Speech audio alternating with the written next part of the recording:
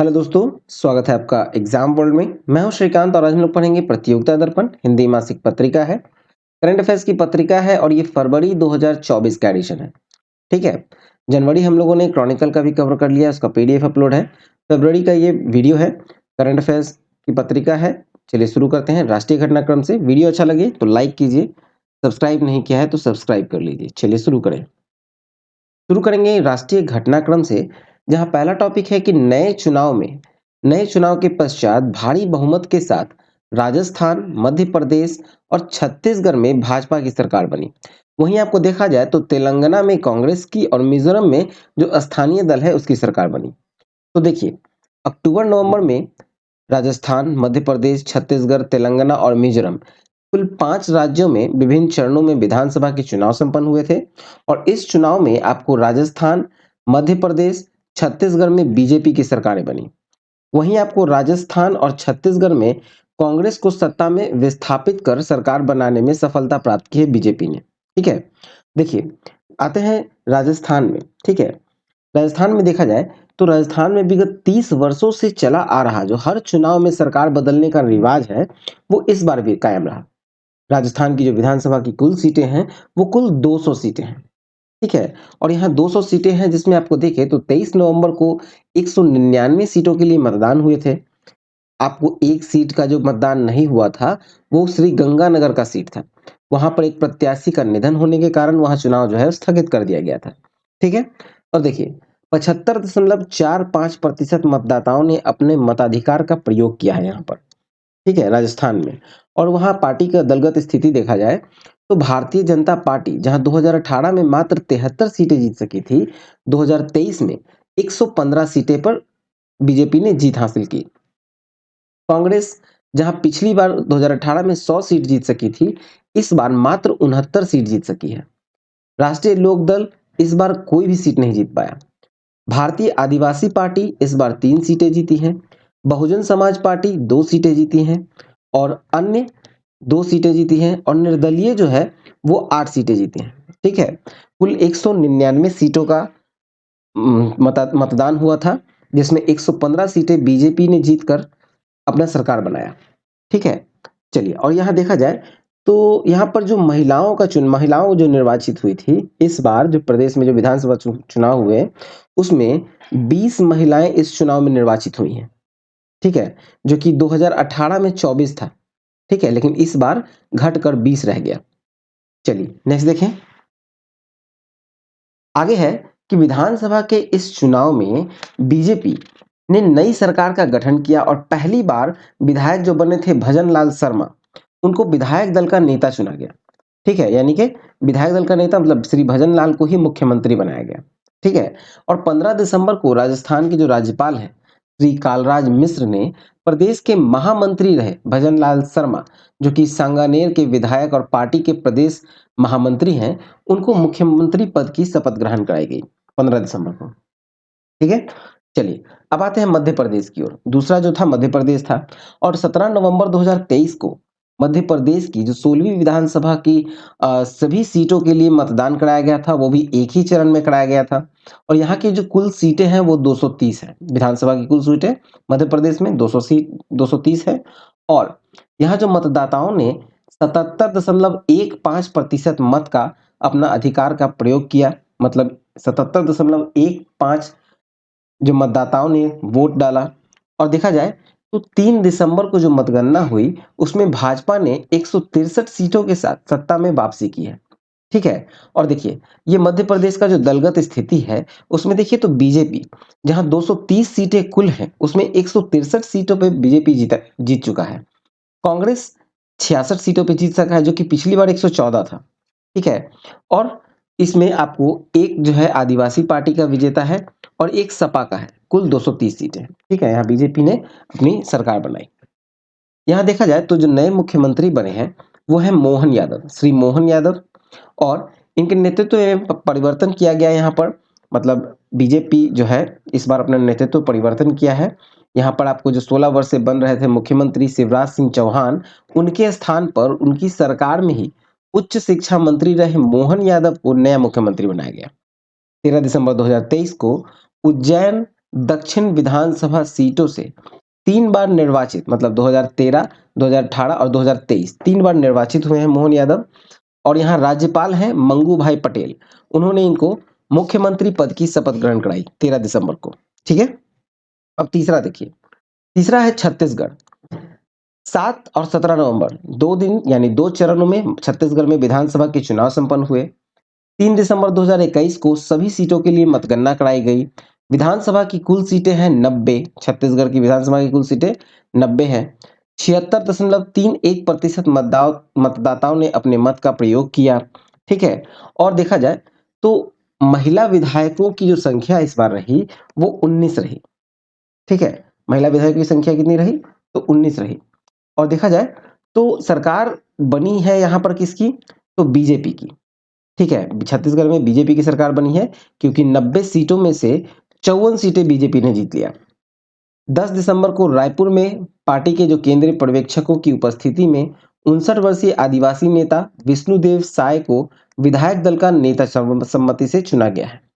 यानी छत्तीसगढ़ के जो राज्यपाल अभी जो हैं विश्वभूषण हरिचंद्रन, उन्होंने रायपुर में साइंस कॉलेज मैदान में एक समारोह में मुख्यमंत्री पद की शपथ दिलाई। ठीक है, चलिए नेक्स्ट देखें। चौथा है आपको तेलंगाना। 30 नवंबर को एक ही चरण में तेलंगाना के विधानसभा के मतदान कराए गए। तेलंगाना विधानसभा की जो कुल सीटें हैं वो 119 हैं। 71.34% मतदाताओं ने अपने मत का प्रयोग किया और कांग्रेस ने यहाँ 64 सीटों पर स्पष्ट बहुमत प्राप्त किया। ठीक है, और 64 सीटों पे जीतकर कांग्रेस ने अपनी सरकार बनाई। ठीक है, और देखा जाए तो नए मुख्यमंत्री जो बने हैं वो है रेवंत रेड्डी। 64 वर्षीय हैं, पार्टी प्रदेश अध्यक्ष हैं रेवंत रेड्डी। तेलंगाना के राज्यपाल हैं तमिलिसाई सुंदरराजन। हैदराबाद में मुख्यमंत्री पद की शपथ ग्रहण कराई। कांग्रेस ने 64 सीटें जीती हैं। फिर आपको भारत राष्ट्र समिति ने 39 सीटें जीती हैं। भाजपा 8 सीटों पर जीत हासिल कर सका। ठीक है, इस तरह से आपको 119 सीटें हैं कुल। चलिए नेक्स्ट देखें। पांचवा है मिजोरम। 7 नवंबर को पूर्वोत्तर राज्य मिजोरम में सभी सीटों के लिए मतदान एक ही चरण में कराए गए। मिजोरम विधानसभा की जो कुल सीटें हैं वो है 40। 4 दिसंबर को चुनाव आयोग के द्वारा मतगणना कराई गई। और देखा जाए तो जो भारतीय पुलिस सेवा के पूर्व अधिकारी पूर्व वर्षों में कांग्रेस के सांसद रहे हैं लाल दुहोमा जो है, उनके नेतृत्व में जो स्थानीय पार्टी है जोरम पीपुल्स मूवमेंट ने 27 सीटों पर विजय दर्ज किया और सत्ता पर कब्जा किया। मतलब नए मुख्यमंत्री बने हैं लाल दुहोमा। 8 दिसंबर को राजधानी आइजॉल में राज्यपाल हरिबाबू ने शपथ ग्रहण कराई। देखा जाए तो कुल सीटें हैं 40। ठीक है, 27 सीटों पर जीत हासिल की जोरम पीपुल्स मूवमेंट ने। मिजो नेशनल फ्रंट ने 10 सीटों पर, भाजपा ने 2 सीटों पर और कांग्रेस ने 1 सीटों पर। ठीक है, चलिए नेक्स्ट देखें। नेक्स्ट टॉपिक है राज्य अब पूर्णतः भाजपा शासित, पूर्णतः कांग्रेस शासित राज्यों की संख्या 3। ठीक है, अगर देखा जाए भाजपा के शासित जो राज्य हैं तो मतलब 12 राज्य ऐसे हैं। ठीक है, देश में अब ऐसे 12 राज्य हैं जहां पर पूर्णतः भाजपा शासित है। ठीक है, और कांग्रेस शासित जो राज्य हैं वो पूर्णतः कांग्रेस शासित राज्य 3 है। देखिए, अक्टूबर नवंबर 2023 में 5 राज्यों में चुनाव हुई। ठीक है, और इसके पश्चात जो निर्णय निकल के आया कि भाजपा शासित जो प्रदेश हैं वो 12 हैं। ठीक है, और ये 12 कौन-कौन है? तो उत्तर प्रदेश, उत्तराखंड, गुजरात, गोवा, असम, त्रिपुरा, मणिपुर, अरुणाचल प्रदेश, मध्य प्रदेश, राजस्थान, छत्तीसगढ़ और हरियाणा है। ये 12 राज्य जो है ये पूर्णतः भाजपा शासित है, मतलब भारतीय जनता पार्टी के शासन है। कांग्रेस शासित प्रदेश के बारे में देखें, राज्यों के बारे में देखें तो 3 है, मतलब कर्नाटक, हिमाचल प्रदेश और तेलंगाना पूर्णतः कांग्रेस शासित है। फिर आम आदमी पार्टी शासित के द्वारा देखें तो 2 है, पंजाब और दिल्ली। ठीक है, केंद्र शासित क्षेत्र है दिल्ली, ये दोनों आम आदमी पार्टी से। फिर आपको राज्य जहां सहयोगी पार्टियों के साथ भाजपा है, मतलब वहां के राज्य के पार्टी और भाजपा दोनों मिलकर जो सरकार बना सके हैं, तो उसमें आपको है महाराष्ट्र, मेघालय, नागालैंड और सिक्किम। और देखा जाए तो जहां कांग्रेस सत्तारूढ़ गठबंधन का हिस्सा है तो वहां है बिहार, झारखंड, ठीक है? तमिलनाडु में कांग्रेस सत्तारूढ़ डीएमके के साथ गठबंधन में है, किंतु सरकार में शामिल नहीं है, ठीक है? देखा जाए तो उल्लेखनीय है कि देश में वर्तमान में राष्ट्रीय पार्टी का दर्जा जो है वो 6 पार्टियों के पास है। इनमें से आपको Bharatiya Janata party, Congress, Bahujan Samaj party, national peoples party, माकपा और आप है। आप मतलब आम आदमी पार्टी शामिल है। कुल 6 पार्टियां हैं, ठीक है? चलिए नेक्स्ट टॉपिक देखें। नेक्स्ट है तेलंगाना में तमक्का सरक्का केंद्रीय जनजातीय विश्वविद्यालय की स्थापना हेतु केंद्रीय विश्वविद्यालय संशोधन विधेयक पारित। तो देखा जाए तो समक्का और सरक्का, ठीक है, समक्का और सरक्का केंद्रीय जनजातीय विश्वविद्यालय नाम की इस विश्वविद्यालय की स्थापना जो है वो केंद्रीय विश्वविद्यालय संशोधन विधेयक संसद के दोनों सदनों में दिसंबर 2023 में पारित किया गया। 7 दिसंबर को लोकसभा में और 13 दिसंबर को राज्यसभा में इसे पारित किया गया। तेलंगाना में केंद्रीय जनजातीय विश्वविद्यालय की स्थापना जो है वो मुलुगु में की जाएगी और तेलंगाना में केंद्रीय जनजातीय विश्वविद्यालय की स्थापना जो है वो आंध्र प्रदेश पुनर्गठन अधिनियम 2014 के तहत करना अनिवार्य है। इस विश्वविद्यालय का नाम माँ और बेटी मतलब समक्का और सलममा जिसको सरक्का कहा जाए, ठीक है, ये माँ और बेटी थी जिन्हें तेलंगाना में आदिवासी समुदाय की रक्षा के लिए भेजी गई देवियां माना जाता है, उन्हीं के नाम पर रखा गया है, ठीक है? नेक्स्ट देखेंगे। नेक्स्ट है कि विश्व मलेरिया रिपोर्ट 2023। विश्व मलेरिया रिपोर्ट में देखा जाए तो ये दिसंबर 2023 में विश्व मलेरिया के प्रसार की मौजूदा स्थिति के संबंध में विश्व स्वास्थ्य संगठन मतलब WHO वर्ष 2023 की विश्व मलेरिया रिपोर्ट जारी की गई और इसमें बताया गया है कि वर्ष 2022 में मलेरिया के मामलों में जो संख्या थी वो है 249 मिलियन, ठीक है? विश्व भर में जो मलेरिया के मामलों की संख्या है वो है 249 मिलियन और रिपोर्ट के अनुसार कहा जाए तो इसके कारण मतलब मलेरिया के कारण जो विश्व में मौतों की संख्या है वो है 6,08,000। विश्व स्वास्थ्य संगठन की रिपोर्ट के अनुसार देखें तो भारतीय स्थिति जो है वो तुलनात्मक बेहतर रही है बाकी कंट्री से, क्योंकि यहाँ पर मतलब वर्ष 2022 में जो भारत में जो मलेरिया के कुल मामले थे वो थे 33.8 लाख, ठीक है, जिसमें मौतों की संख्या है 5,511, ठीक है? और देखा जाए तो जो पूर्व वर्षों की अगर हम तुलना करें तो मलेरिया के मामले में 30% और मलेरिया से मौत के मामले में 34% कमी आई है भारत में, ठीक है? और रिपोर्ट में कहा गया है कि मच्छर से बचाव के लिए किए गए जो निवेश में वृद्धि करना, फिर मच्छरदानियों के इस्तेमाल में वृद्धि, मलेरिया से बचाव की दवाओं के उपयोग में वृद्धि और देश में शहरीकरण में हो रही जो वृद्धि हुई है, इससे मच्छरों का फैलाव में रोक आया है, ठीक है? उसका फैलाव कम हो गया है। ये सारे जो सिम्पटम मतलब ये सारे जो बचाव किए गए हैं भारत में, इसी के कारण से मलेरिया में नियंत्रण नियंत्रण कर पाई है, ठीक है? चलिए अब नेक्स्ट टॉपिक देखें। नेक्स्ट टॉपिक है गुजरात का पारंपरिक गरबा नृत्य यूनेस्को की अमूर्त सांस्कृतिक विरासत सूची में शामिल। तो देखिए यूनेस्को यूनेस्को का फुल फॉर्म है आपको United Nations Educational Scientific and Cultural Organization, ठीक है? और इसके अमूर्त सांस्कृतिक विरासत सूची में शामिल किया गया है किसको? तो गुजरात के पारंपरिक गरबा नृत्य को। और गरबा नृत्य जो है वो 15वीं अमृत सांस्कृतिक विरासत है भारत की ओर से, ठीक है? देखिए इसके बारे में डिटेल में देखें तो 5 से 9 दिसंबर को यूनेस्को की अंतर सरकारी समिति की जो बोत्सवाना में है, ठीक है? बोत्सवाना के कसने में संपन्न बैठक में यूनेस्को ने गुजरात के पारंपरिक गरबा नृत्य को अमूर्त सांस्कृतिक विरासत मतलब इंटेंजिबल कल्चरल हेरिटेज की सूची में शामिल किया है, ठीक है? और ये 15वां है भारत की ओर से गरबा नृत्य जिसको भारत की ओर से अमृत सांस्कृतिक विरासत में शामिल किया गया है। पहली बार किया गया था वेदों की चैटिंग जो 2008 में थी, फिर रामलीला 2008 में, फिर आपको केरल का कुटियात्तम रंगमंच का नृत्य वो भी 2008 में, 2009 में किया गया था गढ़वाल क्षेत्र की रमन पूजा और उत्सव को। इसी तरह से अब 2023 में किया गया है गरबा को, गुजरात के गरबा को। पिछला बार जो किया गया था 2021 में जो किया गया था वो था कोलकाता का दुर्गा पूजा, ठीक है? चलिए आगे देखें तो अमृत सांस्कृतिक विरासत सिद्धांत पर ऐसे प्रथाओं, व्यवहारों, कलाओं और उत्पाद आदि से हैं जिन्हें किसी सामाजिक समूहों द्वारा अपनी सांस्कृतिक विरासत के रूप में स्वीकार किया जाता है। ठीक है? देखिए, ऐसी अमूर्त सांस्कृतिक विरासतों की जो सुरक्षा का फैसला किया गया था यूनेस्को के द्वारा, वो 2003 में किया गया था। ठीक है? लेकिन इसको जो शुरुआत किया गया, मतलब इसको 3 श्रेणी में रद्द रखा गया और बाकी श्रेणियों में जब इसको शुरू किया गया था, तो वो 2008 में शुरू किया गया था। ठीक है? चलिए नेक्स्ट देखते हैं।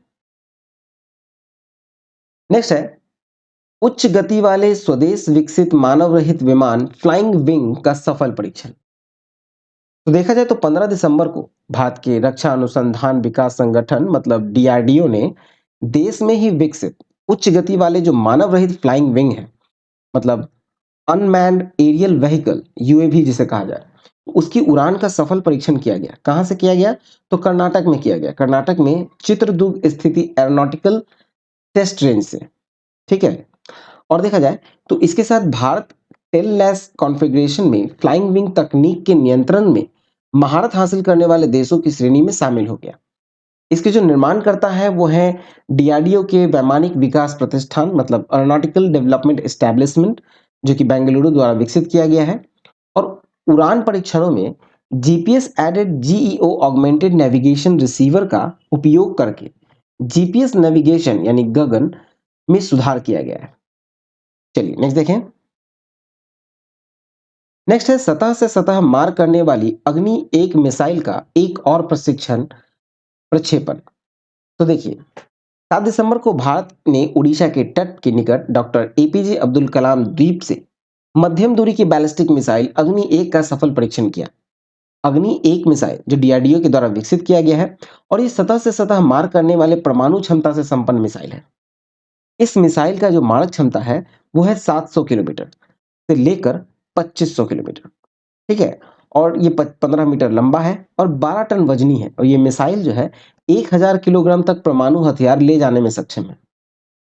इस मिसाइल को मोबाइल लॉन्चर से भी लॉन्च किया जा सकता है। चलिए नेक्स्ट देखें। नेक्स्ट है डीआरडीओ ने राज्य सरकार के अनुरोध पर उड़ीसा के तट पर मार्च 2024 तक मिसाइल परीक्षण टाले। तो देखिए मिसाइल परीक्षण टाल दिया गया है उड़ीसा के तट पर मार्च 2024 तक। तो ये क्यों किया गया है? तो ये इसलिए किया गया है कि उड़ीसा के समुद्री तट पर होता क्या है कि इस मौसम में देश विदेश से बड़ी संख्या में जो ऑलिव रिडले कछुए हैं वो आते हैं अंडे देने के लिए। ठीक है? और इस मिसाइल परीक्षण से हो सकता है कि उसकी तेज रोशनी है या गड़गड़ाहट है, मशीनीकृत नौकाएं हैं, उसकी तेज आवाज से ये कछुए के प्रजनन को प्रतिकूल प्रभाव पड़ता है। ठीक है? इसलिए रोक दिया गया है। 7 दिसंबर को अग्नि एक परीक्षण जो डीआरडीओ के द्वारा किया गया था, उसके उड़ीसा के तट पर यानी कि व्हीलर द्वीप जिसको एपीजे अब्दुल कलाम द्वीप कहा गया है, वहां से किया गया। और इसके बाद अब मार्च 2024 तक इस द्वीप पर कोई मिसाइल परीक्षण न करने का डीआरडीओ से अनुरोध किया गया था राज्य सरकार के द्वारा। ठीक है? चलिए नेक्स्ट देखें। नेक्स्ट है मेरा गांव मेरी धरोहर सांस्कृतिक मंत्रालय की नई परियोजना। तो देखा जाए तो देश के सभी राज्यों व केंद्र शासित क्षेत्रों में फैले जो भारत के 6.5 लाख गांव के संस्कृत मानचित्र के उद्देश्य मेरा गांव मेरी धरोहर नाम से सांस्कृतिक मंत्रालय द्वारा शुरू की गई अखिल भारतीय परियोजना है। जुलाई 2023 में शुरू की गई इस परियोजना के तहत सभी गांव की मैपिंग और प्रलेखन का कार्य Indira Gandhi national centre for arts के सहयोग से किया जा रहा है। इसके लिए एक वेब पोर्टल भी लॉन्च किया गया है। अब देखा जाए जो मेरा गांव मेरी धरोहर है कार्यक्रम उसके तहत भारतीय गांव के जीवन, इतिहास और लोकाचार की जानकारी एकत्र करने की संस्कृत मंत्रालय की योजना है। ठीक है? चलिए नेक्स्ट देखें। इसी में आगे है कि 7 व्यापक श्रेणियां हैं। कला एवं शिल्प गांव, पर्यावरणीय दृष्टि से उन्मुख गांव, भारत की पाठ्य एवं शास्त्र सम्मत परंपराओं से जुड़ाव, रामायण महाभारत या अन्य पौराणिक जो पंडितियाँ हैं, फिर आपको मौखिक महाकाव्य से जुड़ाव, स्थानीय और राष्ट्रीय इतिहास से जुड़ाव, वास्तुकला विरासत या अन्य कोई विशेषता जिसे उजागर करने की आवश्यकता हो, आदि के अंतर्गत जानकारी इस परियोजना के तहत एकत्र की जाती है। ठीक है? चलिए नेक्स्ट देखें। नेक्स्ट टॉपिक है संसद की सुरक्षा व्यवस्था में चूक के पश्चात विपक्ष का हंगामा, 146 सांसदों का निलंबन। देखिए 13 दिसंबर 2023 को संसद पर आतंकी हमले की जो 22वीं बरसी थी, उसी दिन संसद परिसर और लोकसभा की सुरक्षा व्यवस्था पर एक बड़ा प्रश्न चिन्ह उस समय आया जब दोपहर के 1 बजे दर्शक दीर्घा से 2 युवक ने लोकसभा में कूदकर छुपा कर लाए गए जो कलर स्मोक क्रैकर थे, उसके हल्के पीले रंग का स्प्रे सदन में ऐसे समय पे फैल गया जब सदन का प्रश्नकाल कार्यवाही चल रहा था। ठीक है। और ये दर्शक दीर्घा से सदन के भीतर कूदने वाले जो युवक थे, उनका नाम था सागर शर्मा और मनोरंजन गौड़। इस घटना के कुछ ही मिनट बाद ये हुआ कि संसद भवन की बाउंड्री के बाहर एक अन्य युवक और युवती जिनका नाम था अमोल सिंधे और नीलम, ये दोनों नारेबाजी करते हुए वैसा ही स्प्रे बाहर किए। ठीक है। और दो अन्य युवक जो कि विक्रम है और ललित झा है, इसमें शामिल थे। इन सभी को अब गिरफ्तार कर लिया गया। इनमें किसी गहरे संयंत्र की संभावना को खोज रही है। मतलब इन जो संभावनाएं हैं उसकी पहलुओं की गहन जांच की जा रही है सुरक्षा बलों के द्वारा। और इस चिंताजनक कांड के पक्ष में देखा जाए तो सरकार की चूक के लिए विपक्ष ने भारी हंगामा किया संसद में, और जिससे संसद की जो कार्रवाई है वो बाधित हो गई। ठीक है। और वांछित विधेयकों को पारित करने के लिए, मतलब जो कुछ विधेयक थे उनको पारित करने के लिए हंगामा कर रहे विपक्षी सांसदों को दोनों सदनों से निलंबित कर दिया गया। लोकसभा से कुल 100 और राज्यसभा से 46 सांसद इस शीतकालीन सत्र में निलंबित किए गए। ठीक है। और संसद भवन के बेहतर सुरक्षा के लिए अब क्या किया गया है कि ये सीआईएसएफ को जिम्मा सौंपने का निर्णय किया गया है गृह मंत्री के द्वारा। ठीक है। सीआईएसएफ जिसे कहते हैं केंद्रीय औद्योगिक सुरक्षा बल। ठीक है। चलिए नेक्स्ट देखते हैं। नेक्स्ट टॉपिक है स्वदेश निर्मित सबसे बड़ा सर्वेक्षण पोत आईएनएस संघायक नौसेना में शामिल। देखिए, 4 दिसंबर को देश में ही निर्मित सबसे बड़े सर्वेक्षण पोत आईएनएस संघायक को नौसेना दिवस के अवसर पर भारतीय नौसेना में शामिल किया गया। 30 अक्टूबर 2018 को ऐसे 4 सर्वेक्षण पोतों का निर्माण के लिए रक्षा क्षेत्र के जो सार्वजनिक उपक्रम है garden rich ship builders and engineers limited Kolkata के साथ रक्षा मंत्रालय द्वारा अनुबंध पर हस्ताक्षर किए गए थे। इस श्रृंखला का ये पहला पोत है। इसका जलावतरण हुआ था 5 दिसंबर 2021 को। इसका जो नामकरण किया गया है वो पहले हाइड्रोग्राफिक सर्वेक्षण पोत था आईएनएस संघायक, जिसको 40 वर्षों तक नौसेना की सेवा के पश्चात 4 जून 2021 को डिकमीशन किया गया था। उसी के नाम पर इसका नाम रखा गया है। ठीक है।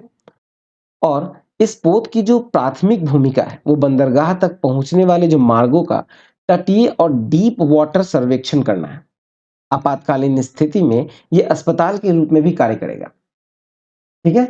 चलिए नेक्स्ट देखते हैं। अगला टॉपिक है मालदीव से वापस प्राप्त किए गए युद्धपोत आईएनएस तार मुगली के नाम से भारतीय नौसेना में शामिल। देखिए, 14 दिसंबर को भारतीय नौसेना में विशाखापट्टनम स्थित नौसेना डॉकयार्ड में आयोजित एक औपचारिक कमीशनिंग समारोह में आईएनएस तार मुगली को, जो कि तेज गति से हमला करने वाला जलपोत यानी फास्ट अटैक क्राफ्ट है, को नौसेना के बेड़े में शामिल किया गया। ये एक्चुअली ये जो पोत है ये भारत का ही था। फिर इसको मालदीव को दे दिया गया। मालदीव नेशनल डिफेंस फोर्स को दिया गया उपहार के रूप में, 2006 में दिया गया था। ठीक है। और अब मालदीव ने उसे वापस कर दिया है भारत सरकार को। ठीक है। तो इसको फिर से अब खुद के नौसेना में, भारतीय नौसेना में इसे शामिल किया गया है। इसका 3 बार नाम बदला जा चुका है। ठीक है। इसमें आगे देखेंगे कि इस युद्धपोत को अब तक अपनी सेवा के दौरान 3 नाम के साथ 2 देशों के झंडे तले काम करने का गौरव प्राप्त हुआ। ठीक है। देखिए, 2001 से 2006 तक भारतीय नौसेना में आईएनएस तिलचांग के नाम से ये सक्रिय थी। फिर 2006 में ये मालदीव नेशनल डिफेंस फोर्स को उपहार में दिया गया। 16 अप्रैल 2006 को इस युद्ध को मालदीव में एमसीजीएस हरावी के नाम से मालदीव नेशनल डिफेंस फोर्स में इसे शामिल किया गया। ठीक है। और फिर मई 2023 में मालदीव ने इस युद्धपोत को भारत को वापस कर दिया। पिछले 6 महीने के दौरान विशाखापट्टनम के नौसेना डॉकयार्ड में भारतीय नौसेना द्वारा इस जहाज का व्यापक मरम्मत और उन्नयन किया गया और इसका नया नामकरण किया गया अंडमान समूह के एक सुरमई द्वीप के नाम पर। ठीक है। 40 मीटर लंबाई का यह पोत जो है वो 320 टन का भार स्थापित कर सकता है और 30 नॉटिकल मील से अधिक की गति प्राप्त करने में सक्षम है। चलिए नेक्स्ट देखें। नेक्स्ट है कोचिन शिपयार्ड में निर्माणाधीन 3 पनडुब्बी रोधी युद्धपोतों का जलावतरण और 2 अन्य युद्धपोतों की कील लेइंग। देखा जाए तो 30 नवंबर को युद्धपोत जो कि माहे, मालवान और मैंग्रोल का जलावतरण किया गया। ठीक है। और देखा जाए तो 8 दिसंबर 2023 को 2 अन्य युद्धपोत यानी मालपे और मुल्की के निचले तले की ढलाई हुई है।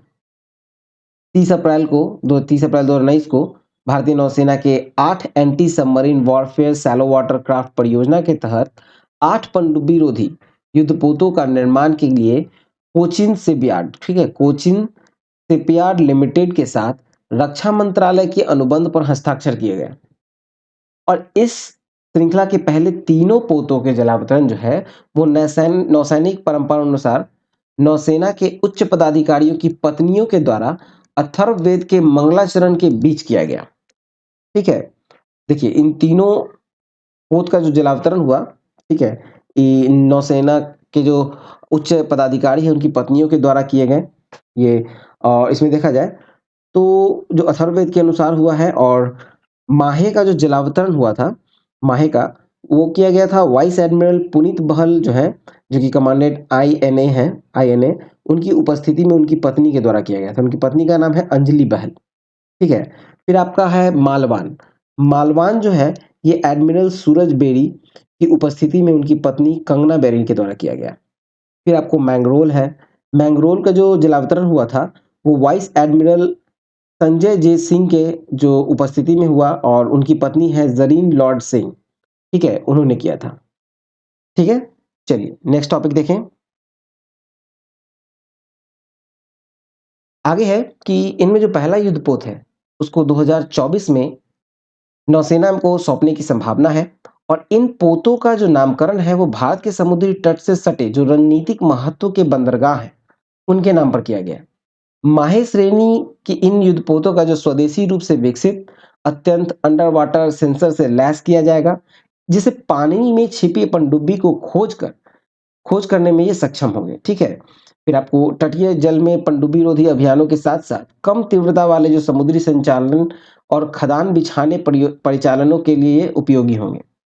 Anti submarine warfare shallow water craft जहाज 78 मीटर लंबे और 25 समुद्री मील अधिकतम गति सहित इनका विस्थापन जो है लगभग 900 टन है। इनमें 80% से अधिक जो है वो स्वदेशी सामग्री लगी हुई। ठीक है। चलिए अब नेक्स्ट टॉपिक देखते हैं। नेक्स्ट टॉपिक है कि मुख्य चुनाव आयुक्त और चुनाव आयुक्त की नियुक्तियों के लिए अधिनियम संसद के दोनों सदन में पारित। तो देखा जाए तो दिसंबर 2023 में देश के मुख्य चुनाव आयुक्त यानी सीईसी और चुनाव आयुक्तों मतलब ईसीज की नियुक्ति और सेवा शर्तों के लिए एक वैधानिक प्रावधान संसद द्वारा पारित किया जाएगा। और इसमें देखा जाए तो इन पदों पर जो नियुक्ति है उनके चयन जो है वो अब प्रधानमंत्री की अध्यक्षता वाली 3 सदस्यीय समिति के द्वारा किया जाएगा। ठीक है। और लोकसभा में विपक्ष नेता यानी कि नेता विपक्ष न होने की स्थिति में सबसे बड़े जो विपक्षी दल के नेता होंगे वो होंगे और एक कैबिनेट मंत्री समिति के दो अन्य सदस्य होंगे। ठीक है।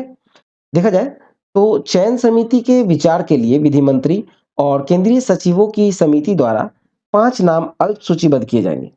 चयन समिति के पास उन उम्मीदवारों के चुनने का भी अधिकार होगा जिन्हें अल्प सूचीबद्ध नहीं किया गया है। ठीक है।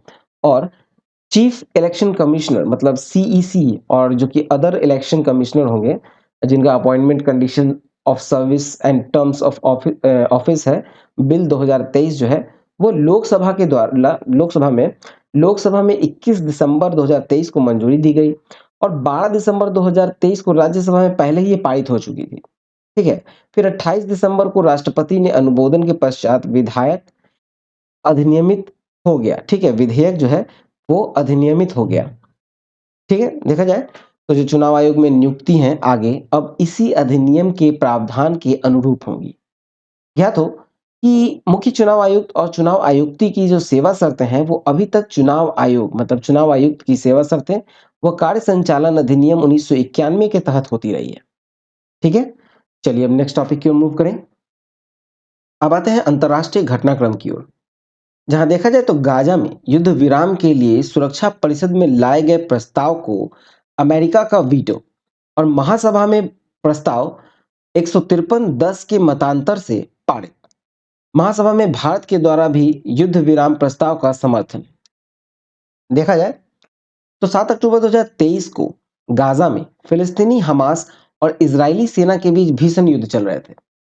24 से 30 नवंबर 2023 को मिस्र और कतर की मध्यस्थता में अस्थायी युद्ध विराम हुआ और इस युद्ध विराम के दौरान हुआ कि जो बंदी थे, जो बंदी जो बनाए हुए थे दोनों एक दूसरे के, उन बंदियों का आदान प्रदान किया गया और ये आदान प्रदान होने के बाद, मतलब खत्म होने के बाद, फिर से युद्ध जो है वो पुनः तेजी पकड़ लिया। 8 दिसंबर को युद्ध रोकने के लिए संयुक्त राष्ट्र सुरक्षा परिषद में लाया गया एक और युद्ध विराम प्रस्ताव अमेरिका के वीटो के कारण नाकाम हो गया।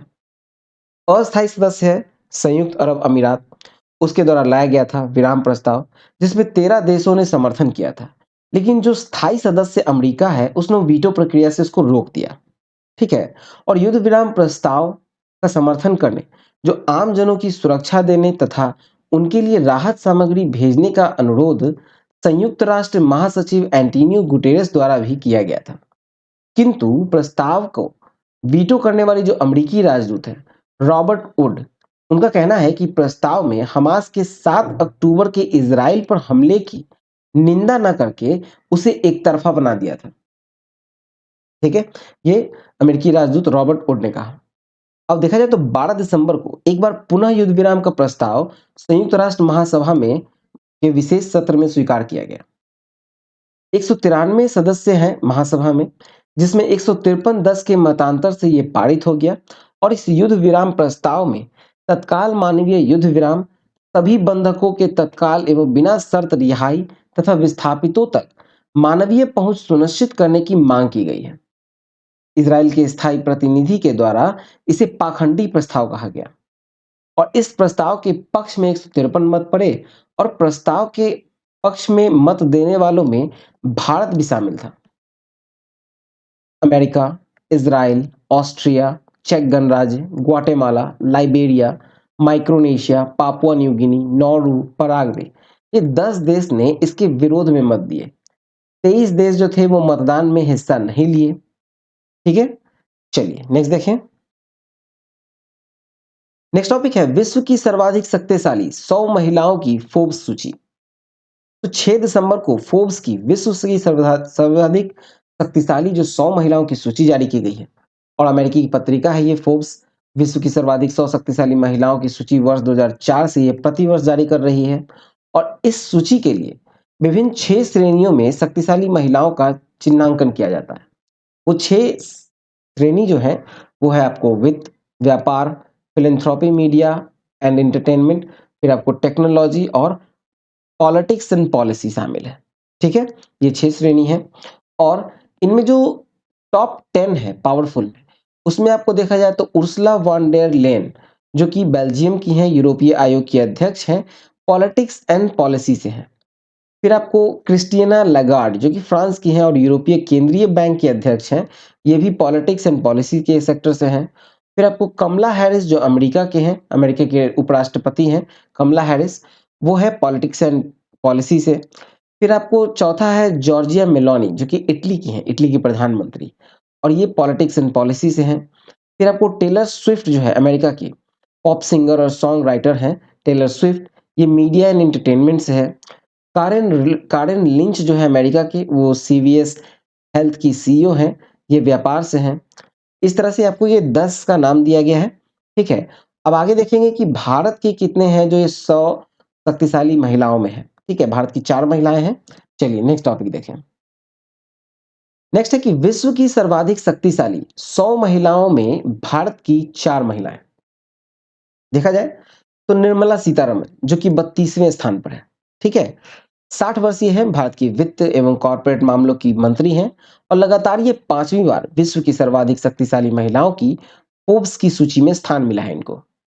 फिर आता है रोशनी नाडर मल्होत्रा, 60वें स्थान पे है, 42 वर्षीय है रोशनी नाडर मल्होत्रा, एचसीएल के संस्थापक चेयरमैन शिव नादर की इकलौती संतान और आईटी क्षेत्र की इस मल्टीनेशनल कंपनी की चेयरपर्सन है। 70वें स्थान पे है सोमा मंडल, जिसे कहा जाता है क्वीन ऑफ स्टील। ठीक है, श्रीमती सोमा मंडल जो है वो सार्वजनिक क्षेत्र की भारतीय इस्पात प्राधिकरण यानी सेल की चेयरपर्सन रही हैं। सेल से सेवानिवृत्त के पश्चात ये पब्लिक एंटरप्राइज सिलेक्शन बोर्ड की सदस्य उन्हें बनाया गया है। फिर चौथा जो है किरण मजूमदार सौ जो है वह 100 में से 76वें स्थान पर है।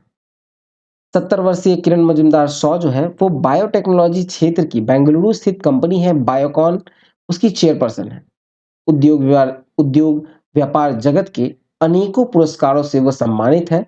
ठीक है, और भारत सरकार ने इन्हें पद्मश्री 1989 में दिया था, पद्म भूषण 2005 में दिया गया था इन्हें। ठीक है, चलिए नेक्स्ट टॉपिक देखें। नेक्स्ट टॉपिक है COP28 दुबई में संपन्न। देखा जाए तो 30 नवंबर से 13 दिसंबर को जलवायु परिवर्तन के ग्लोबल वार्मिंग जैसे दुष्प्रभाव से निपटने के लिए United Nations framework convention on climate change में शामिल लगभग 200 देश का 28वां वार्षिक सम्मेलन COP28 यानी कॉन्फ्रेंस ऑफ पार्टीज 28 जो है वो संयुक्त अरब अमीरात में संपन्न हुआ है। ये सम्मेलन जो है वो मूलतः 12 दिसंबर को समाप्त होना था, लेकिन जीवाश्म ईंधन से संबंधित जो समझौते थे उस पर बहस लंबी चली और ये 13 दिसंबर को समाप्त हुआ। COP28 सम्मेलन जो है वो यूएई के उद्योग एवं उच्च प्रौद्योगिकी मंत्री सुल्तान अल जाबेर की अध्यक्षता में संपन्न हुआ। 150 से अधिक वैश्विक नेताओं सहित लगभग 90,000 प्रतिनिधियों, विशेषज्ञों, बैंक और संस्थाओं के प्रतिनिधि शामिल रहे थे। और भारतीय प्रतिनिधि मंडल का नेतृत्व जो किया गया था वो केंद्रीय पर्यावरण मंत्री श्री भूपेंद्र यादव ने किया। ठीक है, चलिए आगे देखें नेक्स्ट टॉपिक की ओर। तो इसी में आगे है कि वैश्विक तापमान में वृद्धि को 1.5 डिग्री सेल्सियस तक सीमित रखने तथा स्वास्थ्य एवं जलवायु के लिए ग्रीन हाउस गैस की विशेषता आपको देखा जाए तो मीथेन से जो उत्सर्जन पर जो अंकुश लगाना, फिर वैश्विक ऊर्जा उत्पादन में जीवाश्म ईंधन की हिस्सेदारी में कटौती करना और अक्षय ऊर्जा और परमाणु ऊर्जा उत्पादन में वृद्धि आदि मुद्दों पर विस्तृत चर्चा हुई इस सम्मेलन में।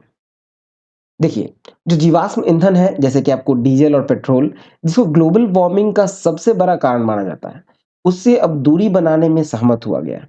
ठीक है, लेकिन इसको अगर कहा जाए तो कुछ देश सहमत हुए हैं, कुछ नहीं भी हुए हैं। ठीक है, जहां पेट्रोल का उत्पादन होता है, जहां से पेट्रोल की बिक्री होती है, वो सहमत नहीं है। ठीक है, देखिए इस समझौते में यूएई कंसेंसस भी इसको कहा गया है और इसे जीवाश्म ईंधन का युग की समाप्ति के लिए पहले ऐतिहासिक समझौता भी कहा जा रहा है।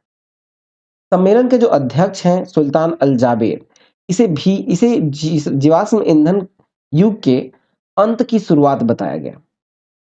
ठीक है, COP28 सम्मेलन में 100 से अधिक देशों ने जहां जीवाश्म ईंधन का उपयोग को बंद करने के लिए समय सीमा तय करने की बात कर रहे थे, वहीं विश्व के बड़े तेल उत्पादक देश इसका विरोध किया। ठीक है,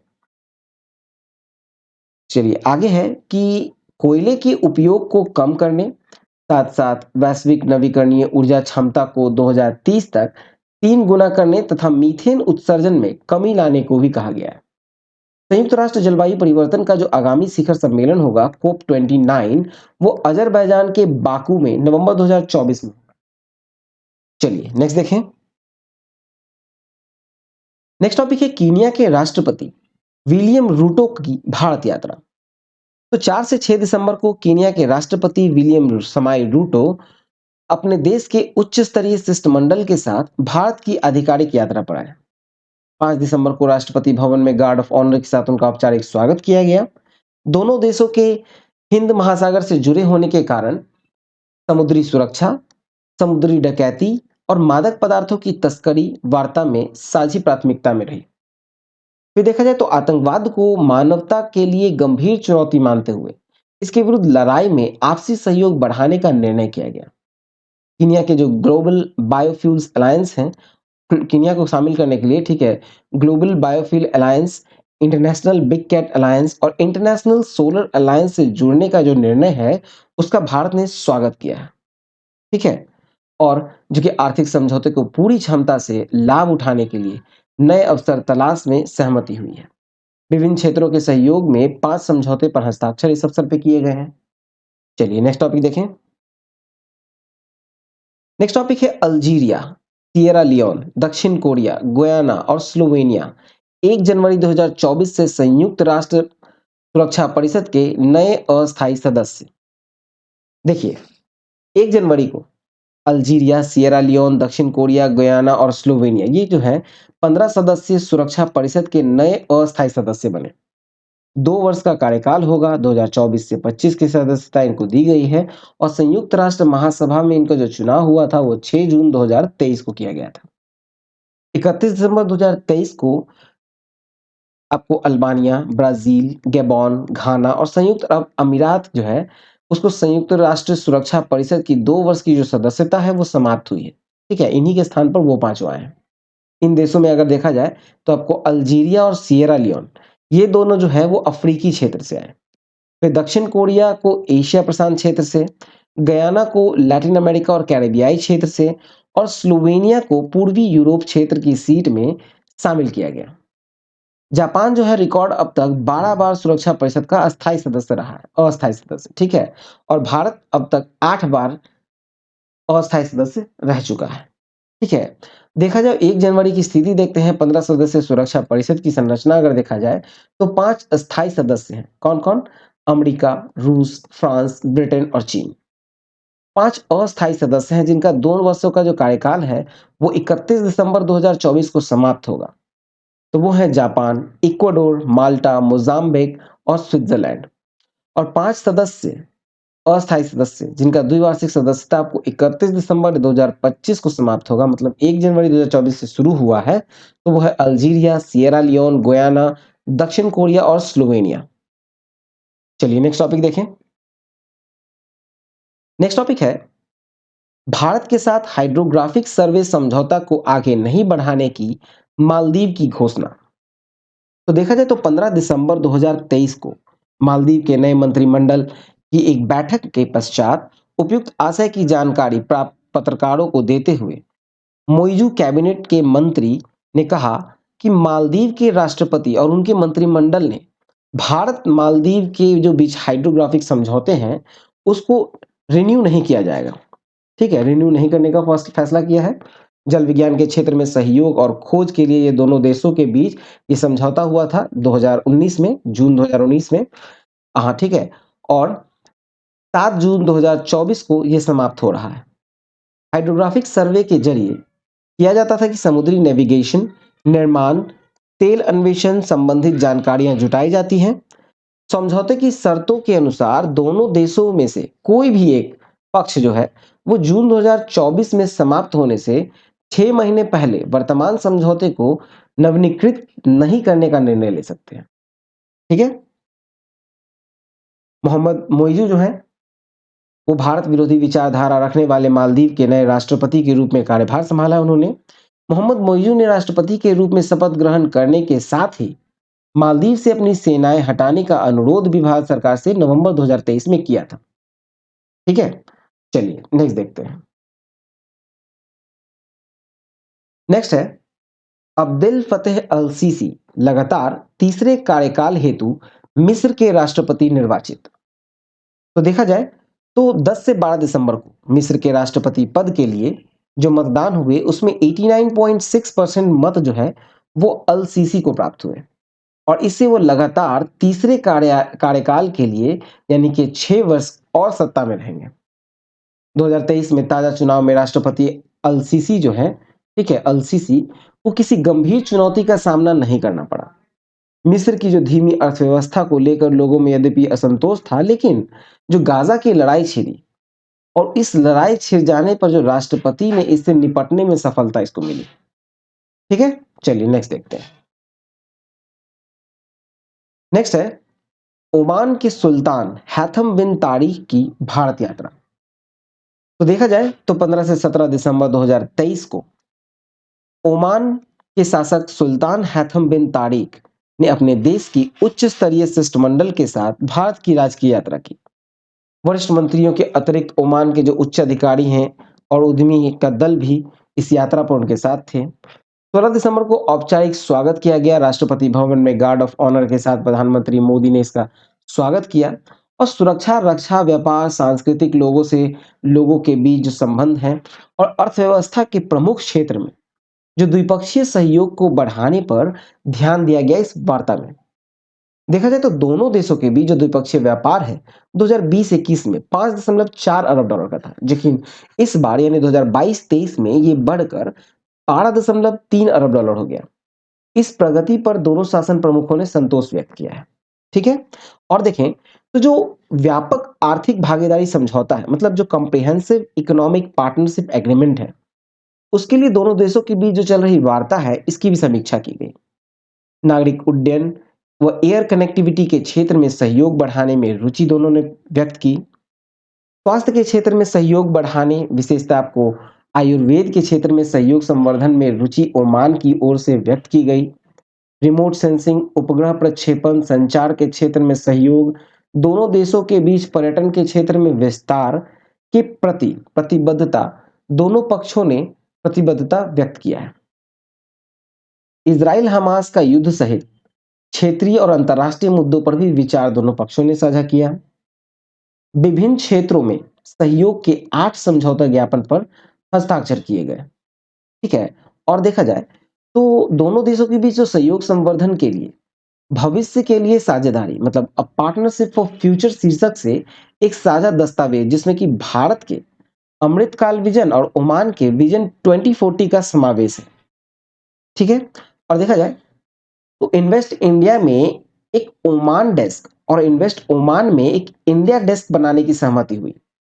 भारतीय सांस्कृतिक संबंध परिषद की हिंदी पीठ की स्थापना की घोषणा की गई है। ठीक है। चलिए नेक्स्ट टॉपिक देखें। अब आते हैं आर्थिक वाणिज्यिक परिदृश्य की ओर, जहां पहला है कि 2018-19 से 2022-23 के दौरान देश में अंतर्देशीय मत्स्य उत्पादन में 34.9% की वृद्धि। तो देखा जाए तो 8 दिसंबर को केंद्रीय मत्स्य पालन, पशुपालन और डेयरी मंत्री जो हैं श्री पुरुषोत्तम रुपाला, उन्होंने राज्यसभा में एक प्रदत्त जानकारी के अनुसार 2018-19 में देश में अंतर्देशीय मत्स्य उत्पादन 97.20 लाख टन था, जो कि बढ़कर 2022-23 में 131.13 लाख टन रहा। इस प्रकार इस अवधि में 34.9% की वृद्धि देखी गई। ठीक है।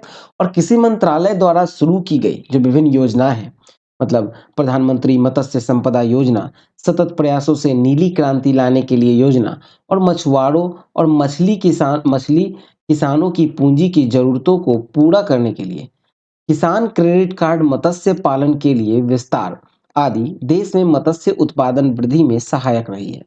ठीक है।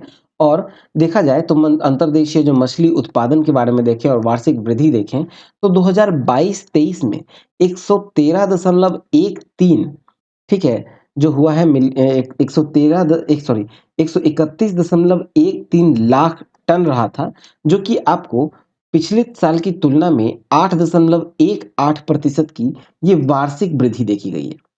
ठीक है। वार्षिक वृद्धि 8.18% की है। चलिए आगे देखिए। नेक्स्ट टॉपिक है अनाज की 100% पैकिंग जूट की बोरियों में ही करना अनिवार्य। तो देखा जाए तो 8 दिसंबर 2023 को जूट उद्योग को बढ़ावा देने के उद्देश्य से जूट पैकेजिंग सामग्री अधिनियम 1987 के तहत अनाजों की 100% पैकिंग जूट की बोरियों में ही करने का प्रावधान जो है वो 2023-24 के लिए बरकरार रखा गया है। इस निर्णय के अनुसार अनाजों की जो 100% पैकिंग जूट की बोरियों में ही करनी होगी, जबकि चीनी के मामले में 20% पैकिंग जूट की बोरियों में हो रही है। ठीक है। अनाजों की 100% पैकिंग जो है वो जूट की बोरी में ही करने का अनिवार्यता का निर्णय नवंबर 2018 में किया गया था। पैकेजिंग सामग्री में जूट पैकेजिंग के लिए आरक्षण से देश में जो उत्पादित कच्चे जूट है, मतलब 2022-23 में लगभग 65% हिस्से की खपत होती है। जेपीएम अधिनियम यानी कि जूट पैकेजिंग जो अधिनियम है उसमें देखा जाए तो इसके पैकेजिंग के लिए आरक्षण संबंधी जो मानदंड जूट के क्षेत्र में 4 लाख श्रमिकों और 40 लाख किसानों को सीधे रोजगार प्रदान करता है। ठीक है। और देखा जाए तो जूट उद्योग के जो कुल उत्पादन का 75% हिस्सा जूट के थैले का है, जिसमें 85% हिस्से की जो आपूर्ति है वो भारतीय खाद्य निगम और राज्य खरीद एजेंसियों को की जाती है। और शेष जो है वो सीधे निर्यात या बेचा जाता है। एजेंसियों को पैकेजिंग हेतु जो आपूर्ति के लिए जो प्रति वर्ष लगभग 12,000 करोड़ के जूट बैग भारत सरकार के द्वारा ही खरीदे जाते हैं। ठीक है, चलिए नेक्स्ट देखें। नेक्स्ट टॉपिक है प्रमुख राज्यों में बागवानी उत्पादन। देखा जाए तो 12 दिसंबर को कृषि मंत्रालय के द्वारा लोकसभा में एक जानकारी देते हुए बताया गया कि 2014-15 में देश में खाद्यान्नों का कुल उत्पादन जो है वो 253.03 मिलियन टन था, जो कि बढ़कर 2022-23 में 329.69 मिलियन टन हो गया। बागवानी उत्पादन जिसमें फल, सब्जी, फूल आदि का उत्पादन शामिल है। 2022-23 में 351.2 मिलियन टन, मतलब ये दूसरे अग्रिम अनुमान रहा, जो कि खाद्यान्न उत्पादन से भी अधिक है। ठीक है, देखिए कृषि मंत्रालय के द्वारा इसके साथ ही लोकसभा में बताया गया कि सब्जी फल जो उत्पादन है उसके मामले में भारत का विश्व में दूसरा स्थान है, और पपीता, केला, नींबू, भिंडी ये सब जो फसल हैं इसके उत्पादन में देश में पहला स्थान है। ठीक है, और देशों के प्रमुख राज्यों में देखा जाए विगत 10 वर्षों में जो बागानी उत्पादन हुई है उसमें जो वृद्धि के आंकड़े देखें तो उसमें अगर हम लोग देखें तो आंध्र प्रदेश जो कि 2013-14 में 20.97 था, ठीक है, मिलियन टन, जो कि अब हो गया है 2022-23 के दूसरे अग्रिम अनुमान में 27.69 मिलियन टन। ठीक है, ये आंध्र प्रदेश में केवल था किसका, तो बागानी उत्पादन होगा। फिर अरुणाचल प्रदेश में 0.53 था, जो कि अब ये यहाँ पे 0.19 मिलियन टन हो गया है। ठीक है, ये पूरा आंकड़ा दिया गया है जो कि अगर देखा जाए तो 277.35 मिलियन टन था 2013-14 में, और जो कि बढ़कर 351.92 मिलियन टन हो गया है 2022-23 के दूसरे अग्रिम अनुमान में। ठीक है, चलिए नेक्स्ट देखते हैं। नेक्स्ट टॉपिक है मौद्रिक नीति की 2023-24 की 5वीं द्वैमासिक समीक्षा में भी रेपो रेट अपरिवर्तित। देखा जाए तो 8 दिसंबर 2023 को रिजर्व बैंक ने 5वीं द्वैमासिक समीक्षा रिपोर्ट जारी की। ठीक है, इसमें देखा जाए तो रेपो रेट जो है जो कि 6 अप्रैल को हो, 8 जून को हो या 10 अगस्त को हो, सेम है 6.5%। रिवर्स रेपो रेट में भी कोई चेंज नहीं है, 3.35% है। स्टैंडिंग डिपॉजिट फैसिलिटी जो एसडीएफ है वो भी वही है 6.25%। मार्जिनल स्टैंडिंग फैसिलिटी जो है एमएसएफ वो भी 6.75% था, वही है। बैंक रेट भी वही है 6.75%। सीआरआर भी है 4.505%। फिर आपको एसएलआर जो है जो कि है 18% फिर है। ठीक है, कोई चेंज नहीं है। चलिए नेक्स्ट देखें। नेक्स्ट टॉपिक है वंदे भारत के बाद अब अमृत भारत रेलगाड़ियां। ठीक है, अमृत भारत रेलगाड़ियां हैं। देखिए तो 30 दिसंबर को प्रधानमंत्री नरेंद्र मोदी के द्वारा अयोध्या से दरभंगा के बीच अमृत भारत एक्सप्रेस की पहली रेलगाड़ी को हरी झंडी दिखाई गई। अत्यधिक वंदे भारत एक्सप्रेस की तर्ज पर अब आम यात्रियों की सुविधा के लिए 22 कोचों वाली इस रेलगाड़ी को वंदे साधारण कहा जा रहा है, जो कि औपचारिक रूप से इन्हें अमृत भारत एक्सप्रेस नाम दिया गया है। एक अन्य अमृत भारत रेलगाड़ी है जो कि बेंगलुरु और मालदा के बीच शुरू किया गया है। इसको वर्चुअल तरीके से हरी झंडी दिखाई गई है। ठीक है, और इस मेल या एक्सप्रेस रेलगाड़ी में द्वितीय श्रेणी और स्लीपर श्रेणी के कोच का ही प्रावधान किया गया है। ठीक है, इसका जो तकनीक है ये पुश पुल तकनीक है। ठीक है, पुश पुल तकनीक से बनाया गया है, मतलब कहा जाए तो दोनों छोर पर लोकोमोटिव लगाया गया है। मतलब कहने का ये है कि पुश पुल मतलब तकनीक के तहत एक इंजन को आगे रहते हैं और रेलगाड़ी को खींचते हैं आगे की ओर, और दूसरा जो है वो रेलगाड़ी के पीछे रहता है जो कि पीछे से धकेलता है। ठीक है, और इस रेलगाड़ियों की जो गति होगी वो 130 किलोमीटर प्रति घंटा की गति से चल सकती है। इन रेलगाड़ियों में यात्री किराया जो है वो अन्य मेल और एक्सप्रेस रेलगाड़ियों की तुलना में 15 से 17% अधिक रखा गया है। रियायती टिकट तथा मुफ्त पास से बने जो टिकट हैं वो अमृत भारत एक्सप्रेस में स्वीकार नहीं होंगे। ठीक है, चलिए नेक्स्ट देखते हैं। नेक्स्ट टॉपिक है रहन सहन की लागत से सिंगापुर और ज्यूरिख विश्व में पहला स्थान। यह है इकोनॉमिक इंटेलिजेंस यूनिट की रिपोर्ट। तो देखा जाए तो 30 नवंबर को रहन-सहन की लागत के आधार पर जो विश्व के सबसे महंगे शहरों की सूची है, उसका निर्धारण किया गया है इकोनॉमिस्ट इंटेलिजेंस यूनिट के द्वारा। World wide cost of living report, ठीक है? देखिए, इस सूचकांक में जो कुल शहर शामिल किए गए हैं, वो है 173। 200 से अधिक वस्तुओं और सेवाओं के मूल्यों के आधार पर ये रैंकिंग प्रदान की गई है।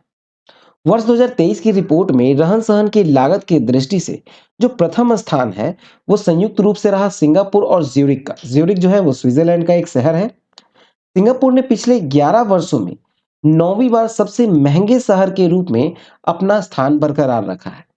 तीसरा स्थान रहा संयुक्त रूप से यहाँ पर भी जेनेवा और न्यूयॉर्क का, ठीक है? और देखें, जो कॉस्ट ऑफ लिविंग रिपोर्ट है 2023 का, उसके अनुसार विश्व के सबसे महंगे 10 शहर कौन-कौन हैं? तो पहला स्थान पर संयुक्त रूप से है सिंगापुर और ज्यूरिख। फिर तीसरे स्थान पे है जेनेवा, जो कि स्विट्जरलैंड का ही एक शहर है, और उसके साथ जो संयुक्त रूप से है न्यूयॉर्क है, अमेरिका। फिर पांचवा स्थान है आपको हांगकांग का। फिर छठे स्थान पे है लॉस एंजलिस, जो कि अमेरिका का है। सातवें स्थान पे है पेरिस, फ्रांस का, ठीक है? और उसी तरह से सबसे कम रहन सहन वाले लागत में 10 शहर देखें, तो सबसे लास्ट में जो आता है 173वें स्थान पे है दमिश्क, सीरिया का। 172वें स्थान पे है ईरान का तेहरान। फिर 171वें स्थान पे है त्रिपोली, जो कि लीबिया का एक शहर है। 170वें स्थान पे है कराची, पाकिस्तान का शहर है, ठीक है? और इसी में अगर आप देखें तो 166वें स्थान पे आता है अहमदाबाद, भारत का, और 163वें स्थान पे है चेन्नई, भारत का, ठीक है? चलिए नेक्स्ट देखें। नेक्स्ट टॉपिक है world association of investment promotion agency का 27वां विश्व निवेश सम्मेलन नई दिल्ली में संपन्न। तो देखा जाए तो 11 से 14 दिसंबर को world association of investment promotion agency का 27वां विश्व निवेश सम्मेलन का जो आयोजन हुआ, वो नई दिल्ली में India international convention and expo centre Yashobhoomi में हुआ। भारत सरकार की जो राष्ट्रीय निवेश संवर्धन और सुविधा एजेंसी है तथा उद्योग एवं आंतरिक व्यापार संवर्धन विभाग की मेजबानी में इसको आयोजित किया गया। इस सम्मेलन में 1000 से अधिक प्रतिनिधियों, 50 से अधिक निवेश संवर्धन एजेंसी और अन्य विविध बहुपक्षीय एजेंसियों ने भागीदारी दर्ज की। इस सम्मेलन का जो आयोजन है वो भारत ने पहली बार ही किया था। सम्मेलन का जो थीम था वो था निवेशकों को सशक्त बनाना, आईपीए भविष्य के विकास में अग्रणी, मतलब इंग्लिश में कहा जाए तो empowering investors, IPOs pioneering future growth. चलिए नेक्स्ट देखें। नेक्स्ट है कि बिहार में दीघा व सोनपुर के बीच गंगा नदी का 6 लेन पुल को मंजूरी। तो देखा जाए तो 27 दिसंबर को बिहार में गंगा नदी पर दीघा और सोनपुर को जोड़ने वाली जो 4.56 किलोमीटर के जो लंबे 6 लेन पुल का निर्माण को प्रधानमंत्री नरेंद्र मोदी की अध्यक्षता में आर्थिक मामलों की मंत्रिमंडल समिति ने मंजूरी प्रदान की है। दीघा यानी कि पटना में गंगा नदी के दक्षिणी तट पर, और सोनपुर जो कि सारण जिले में गंगा नदी के उत्तरी तट पर स्थित है। वर्तमान में केवल एक हल्के वाहन की आवाजाही के लिए ही रेल सह सड़क पुल से जुड़े हैं। वर्तमान में केवल हल्के वाहन की आवाजाही के लिए ही रेल सह सड़क पुल से जुड़े हैं, और ये जो माल और वस्तुओं के जो परिवहन है उसके लिए इसका हल्का उपयोग नहीं किया जाता है, ठीक है? मतलब इसका कोई भी उपयोग नहीं किया जाता है, ठीक है? और इस समय जो परियोजना की लागत होगी वो 3064.45 करोड़ है, जिसमें कि 2233.81 करोड़ सिविल निर्माण लागत शामिल है। आकलित की गई यह कार्य जो है वो 42 महीने में पूरा करने का लक्ष्य है, ठीक है? चलिए नेक्स्ट देखते हैं। नेक्स्ट है कि 2000 मूल्यों के 97.26% करेंसी नोट जो है वो 30 नवंबर 2023 तक रिजर्व बैंक को वापस, और ये आरबीआई की रिपोर्ट है। देखिए, आरबीआई ने 1 दिसंबर 2023 को विज्ञप्ति में बताया कि 30 नवंबर 2023 तक 2000 मूल्य के 97.26% करेंसी नोट आरबीआई को वापस किए जा चुके हैं। आरबीआई ने 19 मई 2023 को 2000 के नोटों को वैध मुद्रा का दर्जा बरकरार रखा और इन नोटों को वापस लेने की घोषणा की थी। 30 सितंबर की समय सीमा निर्धारित की गई थी। इसके बाद फिर वो 7 अक्टूबर तक बढ़ा दिया गया था। 7 अक्टूबर के बाद भी जिन्होंने नोट को नहीं बदला या अपने बैंक खातों में जमा नहीं कर सके, वो सीधे रिजर्व बैंक के निर्गम कार्यालय से बदलने की सुविधा आरबीआई ने दी है। 19 मई 2023 के पूर्व कुल 3.56 लाख करोड़ मूल्य के 2000 की करेंसी नोट चलन में थे, जो कि 30 नवंबर 2023 को 97 मतलब 9,760 करोड़ के रह गए थे। ठीक है, चलिए नेक्स्ट देखते हैं। नेक्स्ट है सत्र 2024 हेतु कोपड़ा के नए न्यूनतम समर्थन मूल्य। कोपड़ा, कोपड़ा मीन्स नारियल।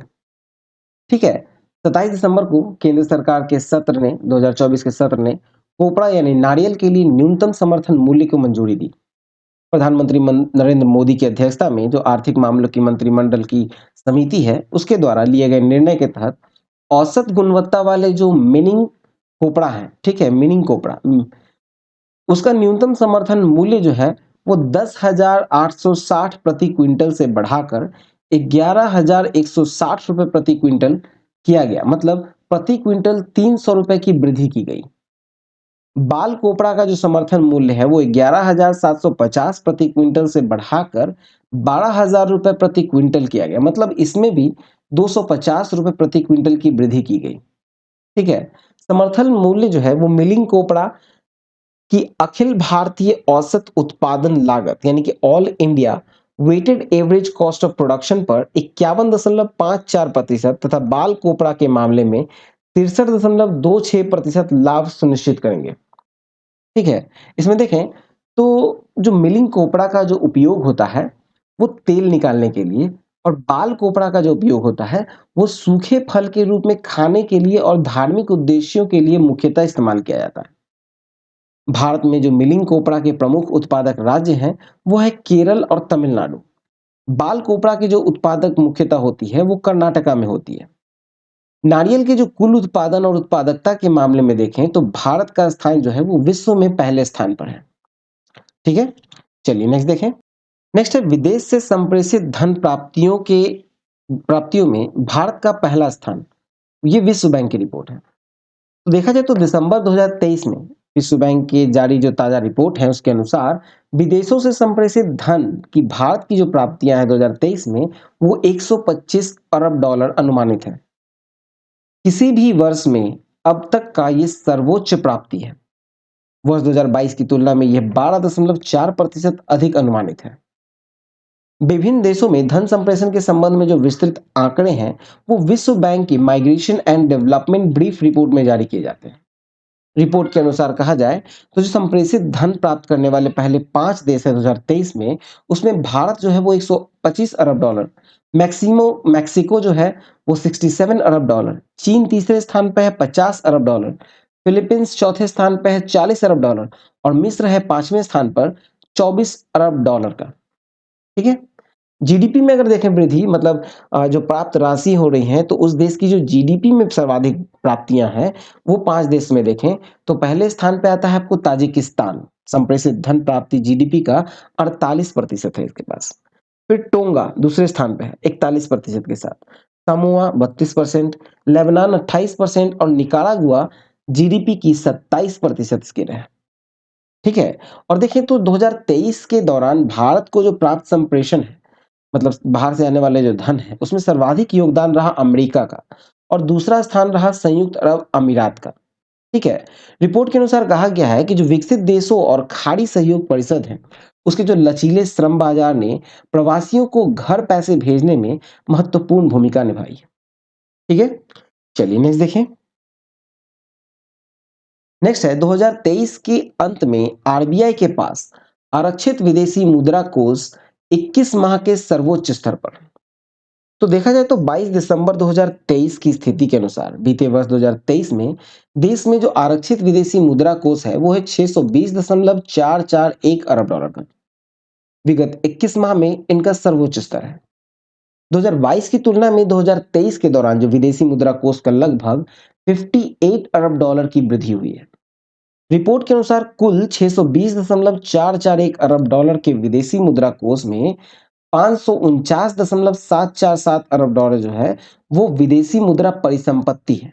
ठीक है, अब देखिए जो विदेशी मुद्रा परिसंपत्ति में देखें, यानी कि फॉरेन करेंसी एसेट्स जो हैं, वो भारत के पास 22 दिसंबर की स्थिति है, ठीक है? 549.747 अरब डॉलर है। स्वर्ण में है 47.474 अरब डॉलर।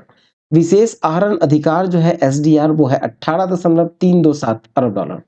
अंतर्राष्ट्रीय मुद्रा कोष के पास जो है आरक्षित राशि, वो है 4.894, यानी कि कुल विदेशी मुद्रा कोष जो है वो है 620.441 अरब डॉलर का। ठीक है, चलिए नेक्स्ट देखते हैं। अब आते हैं नियुक्ति की ओर, मतलब अपॉइंटमेंट। तो देखा जाए तो श्रीलंका में भारत के नए उच्चायुक्त नियुक्त हुए हैं संतोष झा। भारत में इजराइल के नए राजदूत जो नियुक्त हुए हैं वो है रुबेन अजार, जो कि भारत के अतिरिक्त कहा जाए तो ये भूटान और श्रीलंका में भी राजदूत के रूप में कार्यभार वो देखेंगे। केंद्रीय रिजर्व पुलिस बल मतलब सीआरपीएफ के जो नए महानिदेशक नियुक्त हुए हैं वो है अनीस दयाल सिंह। भारतीय पुलिस सेवा के 1988 बैच के मणिपुर कैडर से हैं। फिकी फिकी मतलब federation of Indian chambers of commerce and industry के जो नए अध्यक्ष के रूप में कार्यभार संभाला है वो है अनीश शाह। महिंद्रा एंड महिंद्रा समूह के चीफ एग्जीक्यूटिव ऑफिसर है। फिर भारत तिब्बत सीमा बल यानी पुलिस के महानिदेशक नियुक्त हुए हैं राहुल रसगोत्रा। ठीक है, आगे देखें तो केंद्रीय औद्योगिक सुरक्षा बल यानी सीआईएसएफ की पहली महिला महानिदेशक पद पर नियुक्त हुई हैं, तो ये हुई हैं नीना सिंह। भारतीय पुलिस सेवा की 1989 बैच की राजस्थान कैडर की हैं। चलिए अब आते हैं विविध की ओर। पहला है टेबल टॉप अभ्यास एक्सरसाइज। तो देखिए 4 से 10 दिसंबर को एक ऐतिहासिक पहल के तहत भारतीय सेना ने आसियान देशों की महिला सैन्य अधिकारियों के साथ एक टेबल टॉप एक्सरसाइज नई दिल्ली में मानेक शॉ सेंटर में संपन्न हुआ। संयुक्त राष्ट्र शांति स्थापना अभ्यास पर व्याख्यानों और प्रदर्शनों का आयोजन इस टेबल टॉप अभ्यास में किया गया। यह अभ्यास जो है वो शांति मिशन के अंतरराष्ट्रीय सहयोग एवं क्षमता निर्माण को मजबूत करने के लिए संयुक्त राष्ट्र शांति स्थापना केंद्र के प्रयासों के तहत संपन्न किया गया था। ठीक है, चलिए नेक्स्ट देखें। अगला है अभ्यास वज्र प्रहार 2023। तो ये 21 नवंबर से 11 दिसंबर को भारत और अमेरिका का संयुक्त विशेष शस्त्र बल अभ्यास जो है जिसको वज्र प्रहार कहा जाता है वो मेघालय में उमरोई में संपन्न हुआ। दोनों देशों के बीच जो वज्र प्रहार अभ्यास है उसका ये 14वां संस्करण था। अभ्यास विनबैक्स 2023। तो देखिए जो विनबैक्स हुआ वो 11 से 21 दिसंबर को हुआ और ये भारत और वियतनाम की सेनाओं के बीच संयुक्त सैन्य अभ्यास है। वियतनाम की राजधानी हनोई में संपन्न हुआ। 11 दिन के इस संयुक्त अभ्यास में भारत के 45 सैन्य कर्मी शामिल रहे थे। ठीक है, चलिए नेक्स्ट देखें। नेक्स्ट है रिज। रिज जो है वो ऑक्सफोर्ड यूनिवर्सिटी प्रेस का वर्ष 2023 का वर्ड ऑफ द ईयर है। तो देखिए ऑक्सफोर्ड यूनिवर्सिटी प्रेस जो है वो प्रति वर्ष एक शब्द को वर्ष का शब्द मतलब वर्ड ऑफ द ईयर के रूप में चुनती है। वर्ष 2023 के लिए जो रिज शब्द है इसको चुना गया है और रिज का मतलब होता है शैली, सौंदर्य, रोमांटिक या यौन साथी को आकर्षित करने की क्षमता को संदर्भित करता है। ठीक है, नेक्स्ट देखें। नेक्स्ट है प्रेरणा देवस्थली। भारतीय नौसेना के किसी युद्धपोत की कमान संभालने वाली पहली महिला कमांडिंग ऑफिसर। तो देखा जाए तो दिसंबर 2023 में लेफ्टिनेंट कमांडर प्रेरणा देवस्थली को भारतीय नौसेना के पश्चिमी बेड़े की वाटर जेट एफएसी आईएनएस त्रिकंद की कमांडिंग ऑफिसर नियुक्त किया गया। नौसेना के किसी युद्धपोत की कमांडिंग ऑफिसर नियुक्त की जाने वाली ये पहली महिला अधिकारी है। ठीक है, चलिए नेक्स्ट देखते हैं। नेक्स्ट है चक्रवर्ती तूफान मिचोंग से आंध्र प्रदेश व तमिलनाडु में तबाही। तो देखिए 1 से 2 दिसंबर को बंगाल की खाड़ी में उठे भीषण चक्रवाती तूफान में जिसका नाम था मिचोंग, वो आंध्र प्रदेश के नेल्लोर और मछलीपट्टनम जिले के तट से टकराने से पूर्व चेन्नई सहित तमिलनाडु के तटवर्ती जिलों में भारी तबाही मचाई। तट के टकराने से पश्चात ये तूफान कमजोर पड़ गया, लेकिन अकेले सिर्फ 4 दिसंबर को जो 24 सेंटीमीटर वर्षा हुई। दिसंबर 2015 का जल व्यापन था जल प्लावन के पश्चात अब तक का ये सर्वोच्च बताया गया इसको। अकेले चेन्नई में दीवार ढहने, पानी में डूबने, करंट लगने और पेड़ गिरने आदि से कम 17 लोगों की जान गई है। तूफान एवं वर्षा के कारण आंध्र प्रदेश में तमिलनाडु को 493.60 करोड़ और 450 करोड़ की दो समान राहत राशियां केंद्र की ओर से प्रदान की गई हैं। अब मूव करते हैं पुरस्कार सम्मान की ओर। पहला है मिस अर्थ 2023। 22 दिसंबर 2023 को वर्ष 2023 की 23वीं मिस अर्थ प्रतियोगिता का फाइनल जो है वो वियतनाम में हो ची मिन सिटी में संपन्न हुआ। भारत सहित 85 देश की प्रतिभागियों ने वर्ष 2023 की प्रतियोगिता में भाग लिया। विजेताओं का नाम देखें तो मिस अर्थ जो है वो द्रित्रा जिरी अल्बानिया की है। फिर मिस अर्थ एयर जो जीता है वो है येलाना एडवाना फिलीपींस की। मिस अर्थ वाटर जो है वो डू थी लान माह जीता है वियतनाम की। और मिस अर्थ फायर जो है वो जीता है कोरा बिलॉल्ट थाईलैंड की। ठीक है, चलिए नेक्स्ट देखें। नेक्स्ट है मिस इंटरकॉन्टिनेंटल खिताब 2023। तो देखा जाए तो 15 दिसंबर को मिस्र में शर्म अल शेख में 51वीं मिस इंटरकॉन्टिनेंटल प्रतियोगिता संपन्न हुआ। विजेता है चैट नैलिन चोटजीरा वारा चैट, ठीक है, थाईलैंड की है। उप विजेता जो है, प्रथम उप विजेता वो है क्रिस्टिना विलेगास मोर्जिलो मैक्सिको के। और द्वितीय उप विजेता है गॉक हांग सर्बिया के। प्रतियोगिता में भारत का जो प्रतिनिधित्व कर रही थी वो थी भावना वैष्णव। चलिए नेक्स्ट देखें। नेक्स्ट है अमेरिका की pop superstar time Person of the year 2023। तो देखा जाए तो वर्ष 2023 के लिए अमेरिकी पत्रिका का Time Person of the Year pop superstar Taylor Swift को घोषित किया गया है। टाइम द्वारा यह सम्मान जो है वो प्रतिवर्ष किसी ऐसे व्यक्ति को दिया जाता है जिसका वैश्विक घटनाओं और गतिविधियों पर विगत एक वर्ष में सर्वाधिक प्रभाव रहा है। टेलर स्विफ्ट को विश्व भर में एक इंटरनेशनल आइकन के रूप में भी देखा जाता है। चलिए नेक्स्ट देखिए। नेक्स्ट है टाइम के सीईओ ऑफ द ईयर और एथलीट ऑफ द ईयर 2023। तो देखा जाए तो टाइम के वर्ष 2023 के लिए सीईओ ऑफ द ईयर हैं सैम अल्टमैन, जो कि अमेरिका की ओपन एआई के सीईओ हैं। फिर नेक्स्ट है टाइम के एथलीट ऑफ द ईयर 2023। तो ये है लियोनेल मेसी, अर्जेंटीना के फुटबॉलर हैं। चलिए नेक्स्ट देखें। नेक्स्ट है साहित्य अकादमी पुरस्कार 2023। तो 20 दिसंबर 2023 को भारतीय साहित्य अकादमी ने वर्ष 2023 के अपने मुख्य पुरस्कारों साहित्य अकादमी पुरस्कार की घोषणा की। 24 भाषाओं के उत्कृष्ट कृतियों के लिए यह पुरस्कार प्रदान किए गए हैं। इनमें 9 कविता संग्रह हैं, 6 उपन्यास, 5 लघु कहानी संग्रह, 3 निबंध संग्रह तथा 1 साहित्यिक रचना शामिल है। पुरस्कार की जो राशि है वो एक ताम्रपत्र शॉल के साथ 1-1 लाख की राशि।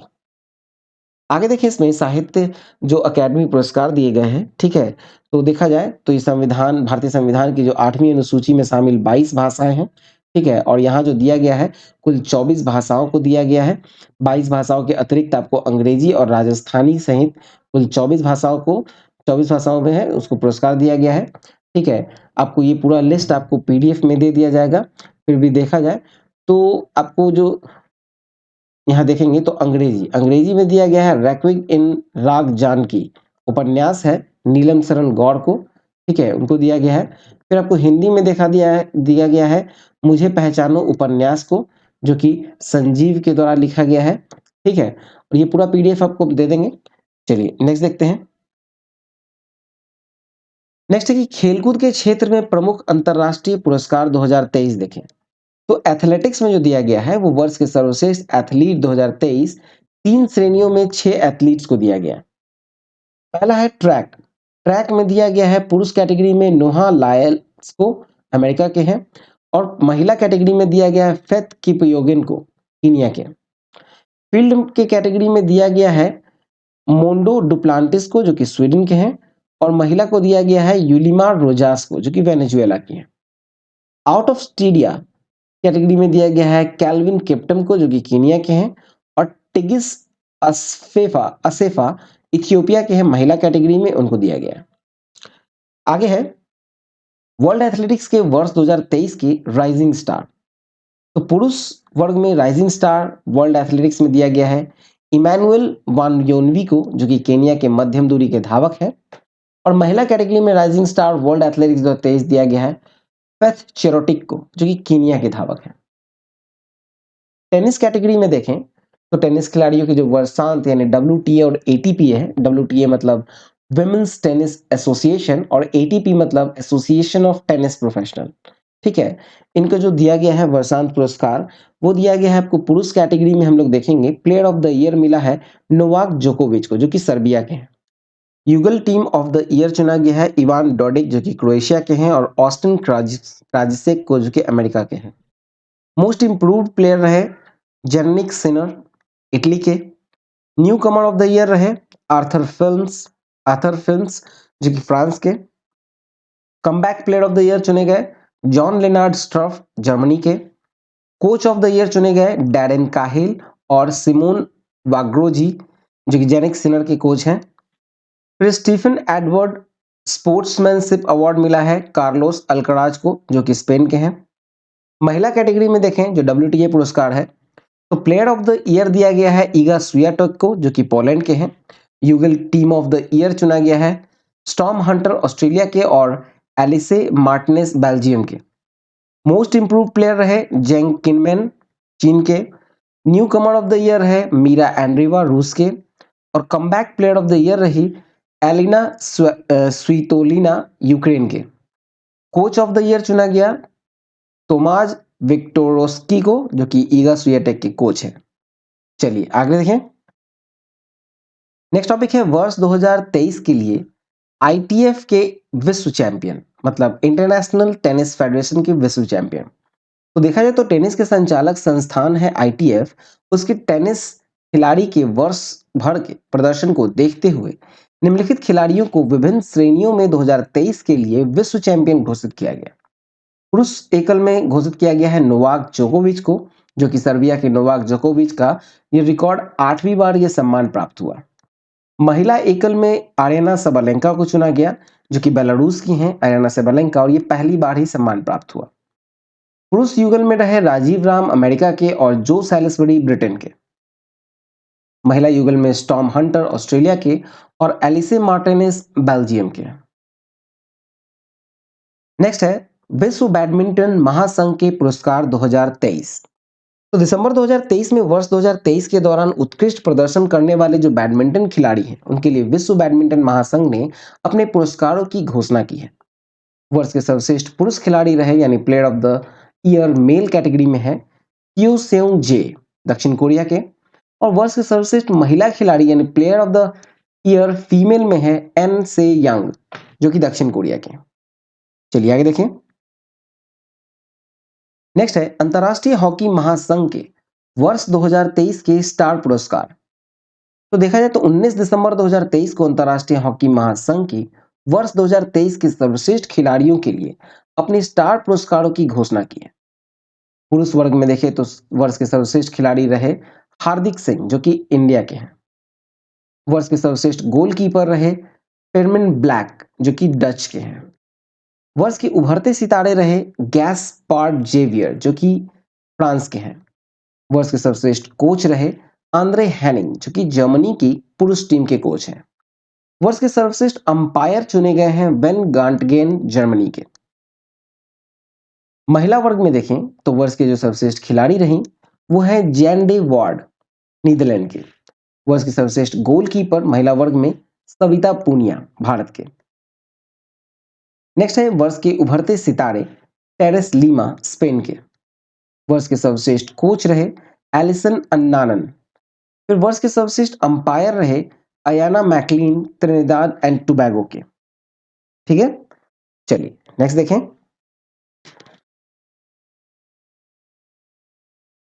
नेक्स्ट है व्यास सम्मान 2023। तो व्यास सम्मान में देखा जाए तो के बिरला फाउंडेशन का वर्ष 2023 का 33वां व्यास सम्मान के विजेता हैं पुष्पा भारती, हिंदी की प्रसिद्ध लेखिका हैं। और यह पुरस्कार उनके वर्ष 2016 में प्रकाशित संस्मरण यादें यादें यादें के लिए प्रदान किया गया है। पुरस्कार राशि है 4 लाख। ठीक है, चलिए नेक्स्ट देखें। नेक्स्ट है तानसेन सम्मान 2022। तो 25 दिसंबर 2023 को ग्वालियर में तानसेन समारोह में शास्त्रीय संगीत के उत्कृष्ट योगदान के लिए मध्य प्रदेश शासन का राष्ट्रीय तानसेन सम्मान प्रदान किया गया। विजेता है पंडित गणपति भट्ट हसनगी, हिंदुस्तान शास्त्रीय संगीत के मूर्धन्य गायक। फिर है मध्य प्रदेश शासन का राजा मानसिंह तोमर सम्मान विजेता। तो ये है मालवा लोक कला केंद्र उज्जैन। पुरस्कार राशि है 5 लाख रुपए। संगीत सम्राट तानसेन को श्रद्धांजलि देते हुए देश भर के 50 से अधिक शहरों से आए 1500 तबला वादकों ने एक साथ तबला वादन कर विश्व रिकॉर्ड स्थापित किया। 25 दिसंबर को तबला दिवस के रूप में मनाने की घोषणा मुख्यमंत्री सी मोहन यादव ने की। चलिए नेक्स्ट देखें। नेक्स्ट है राष्ट्रीय खेल पुरस्कार 2023। 20 दिसंबर 2023 को खेल के क्षेत्र में उत्कृष्ट उपलब्धियों के लिए वर्ष 2023 के मेजर ध्यानचंद खेल रत्न पुरस्कार, अर्जुन पुरस्कार, ध्यानचंद पुरस्कार, द्रोणाचार्य पुरस्कार और मौलाना अबुल कलाम आजाद ट्रॉफी की घोषणा की गई और यह घोषणा केंद्रीय युवा कार्यक्रम एवं खेल मंत्रालय के द्वारा की गई। इन पुरस्कारों के लिए जो पात्र खिलाड़ी हैं उनका चयन जो है वो सर्वोच्च न्यायालय के सेवानिवृत्त न्यायाधीश न्यायमूर्ति एएम खानविलकर की अध्यक्षता में चयन समिति का गठन कर खेल मंत्रालय द्वारा किया गया। अब आते हैं पहला मेजर ध्यानचंद खेल रत्न पुरस्कार, जिसे पहले राजीव गांधी खेल रत्न पुरस्कार कहा जाता था। देखा जाए तो देश का यह सर्वोच्च खेल पुरस्कार जो है वर्ष 2023 के लिए बैडमिंटन खिलाड़ियों की जो जोड़ी है सात्विक साईराज रैंकी रेड्डी और चिराग शेट्टी उनको दिया गया है। यह पुरस्कार पिछले 4 वर्षों की अवधि में खिलाड़ियों के द्वारा खेल के क्षेत्र में जो शानदार प्रदर्शन और उत्कृष्ट प्रदर्शन के लिए दिया जाता है। पुरस्कार राशि है 25 लाख रुपए। दूसरा है अर्जुन पुरस्कार। खेल में उत्कृष्ट प्रदर्शन के लिए अर्जुन पुरस्कार पिछले 4 वर्षों की अवधि में अच्छे प्रदर्शन, नेतृत्व, खेल और अनुशासन की भावना दिखाने के लिए दिया जाता है। पुरस्कार राशि है 15-15 लाख और वर्ष 2023 के इस पुरस्कार के लिए जो विभिन्न खेलों के 26 खिलाड़ियों को चुना गया। उन खिलाड़ियों का नाम देखें तो यहाँ आपको लिस्ट में दिया गया है। पहला है ओजास प्रवीण देवताले जो कि तीरंदाजी से है। दूसरी अदिति गोपीचंद स्वामी तीरंदाजी से हैं, ठीक है। और तीसरा है श्रीशंकर एम एथलेटिक्स से। इस तरह से आपको ये 26 का जो लिस्ट है आपको पीडीएफ में दे दिया जाएगा, ठीक है। आप पढ़ भी सकते हैं, वीडियो को पॉज करके पढ़ सकते हैं या फिर अगर पीडीएफ देख ले रहे हैं तो पीडीएफ में आपको मिल जाएगा। चलिए आगे देखें। नेक्स्ट है द्रोणाचार्य पुरस्कार 2023। खेलों में उत्कृष्ट प्रशिक्षकों के लिए जो द्रोणाचार्य पुरस्कार है जो कि कोच को लगातार उत्कृष्ट और सराहनीय कार्य के साथ साथ खिलाड़ियों को अंतर्राष्ट्रीय आयोजनों में उत्कृष्टता प्रदान प्राप्त करने में सक्षम बनाने के लिए दिया जाता है। ये पुरस्कार 2 श्रेणी में दिया जाता है, एक होता है नियमित श्रेणी, एक होता है लाइफ टाइम श्रेणी। नियमित श्रेणी में जो पुरस्कार का देय राशि है वो 10-10 लाख है और लाइफ टाइम श्रेणी में जो पुरस्कार का देय राशि है वो 15-15 लाख है।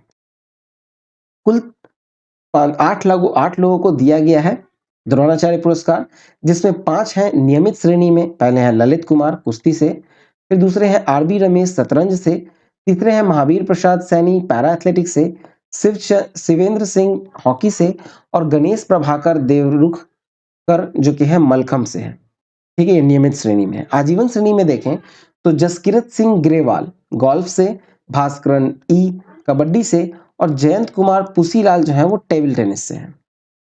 अब आते हैं लाइफ टाइम में। तो लाइफ टाइम अचीवमेंट के लिए जो ध्यानचंद पुरस्कार है, तो खेल और स्पर्धा में लाइफ टाइम अचीवमेंट के लिए ध्यानचंद पुरस्कार उन खिलाड़ियों को सम्मानित करने के लिए दिया जाता है जिन्होंने अपनी प्रदर्शन से खेल में योगदान दिया और सेवानिवृत्ति के बाद भी खेल को बढ़ावा देने में योगदान दे रहे हैं। पुरस्कार राशि है 10-10 लाख। पहला है सुश्री मंजूषा कंवर जो कि बैडमिंटन से हैं, दूसरा है विनीत कुमार शर्मा हॉकी से, तीसरा है सुश्री कविता सेल्वराज कबड्डी से। नेक्स्ट है मौलाना अबुल कलाम आजाद ट्रॉफी। तो ये जो है अंतर विश्वविद्यालय टूर्नामेंट में सर्वश्रेष्ठ प्रदर्शन करने वाले विश्वविद्यालय को प्रदान की जाती है। पुरस्कार राशि है 15 लाख।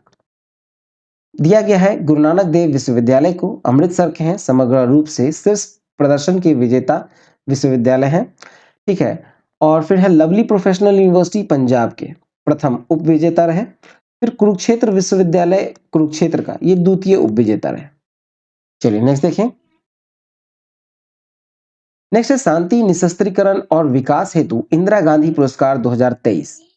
तो वर्ष 2023 के लिए शांति निशस्त्रीकरण एवं विकास हेतु इंदिरा गांधी पुरस्कार दिया गया है और ये दिया गया है पियानो वादक और संगीत निर्देशक डैनियल बैरन बोइम को, जो कि अर्जेंटीना मूल के इजरायली हैं, और साथ में अली अब्बू अब्बाद को दिया गया है, जो कि फिलिस्तीन शांति कार्यकर्ता है।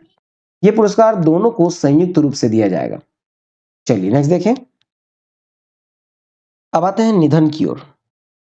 तो निधन में पहला है हेनरी किसिंजर। अमेरिका के पूर्व विदेश मंत्री हेनरी किसिंजर का 100 वर्ष की आयु में निधन हो गया। नेक्स्ट है शेख नवाफ अल अहमद अल सबा। कुवैत के अमीर शासक शेख अल नवाफ अल अहमद अल जबर का 86 वर्ष की आयु में निधन हो गया। चलिए नेक्स्ट देखें। अब आते हैं पुस्तक की ओर। तो पहला है Burning Roses in My Garden. लेखक है तस्लीमा नसरीन। फिर नेक्स्ट है Welcome to Paradise. Welcome to Paradise के लेखक हैं ट्विंकल खन्ना।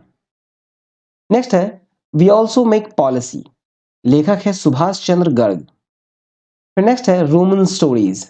इसके लेखक हैं झुम्पा लाहिड़ी। फिर नेक्स्ट है ब्रेकिंग द मोल्ड। इसके लेखक हैं रघुराम जी राजन और रोहित लंबा। फिर नेक्स्ट है Pranab my father a daughter remembers. इसके लेखक हैं शर्मिष्ठा मुखर्जी। तो चलिए ये वीडियो यहाँ समाप्त हुआ। स्पोर्ट्स का बाकी रहा, ठीक है, खेल कूद बाकी रहा, और उसको हम लोग क्रॉनिकल के वीडियो में कवर करेंगे। वीडियो काफ़ी लंबा हो गया है, इसलिए हम इसको क्रॉनिकल के वीडियो में कवर करेंगे। तो मिलते हैं नेक्स्ट वीडियो में, क्रॉनिकल के वीडियो में। तब तक के लिए वीडियो अच्छा अगर लगा हो तो प्लीज़ लाइक कर दीजिएगा, शेयर जरूर कीजिएगा दोस्तों में, कमेंट करके बताइए कि वीडियो कैसा लगा। चैनल को सब्सक्राइब नहीं किया है तो सब्सक्राइब करके नोटिफिकेशन बेल दबा दें। व्हाट्सएप चैनल का लिंक आपको दिया गया है डिस्क्रिप्शन में, ठीक है, व्हाट्सएप चैनल का, उसको जरूर सब्सक्राइब कीजिएगा, ठीक है, वहां नोटिफिकेशन भेज दिया जाता है। टेलीग्राम चैनल का भी लिंक है आपको नीचे डिस्क्रिप्शन में। पीडीएफ मिलेगा आपको online study center dot in पे। पीडीएफ सेक्शन से जाकर पीडीएफ डाउनलोड कर सकते हैं, ठीक है। तो चलिए मिलते हैं नेक्स्ट वीडियो में। All the best and thank you for watching exam world.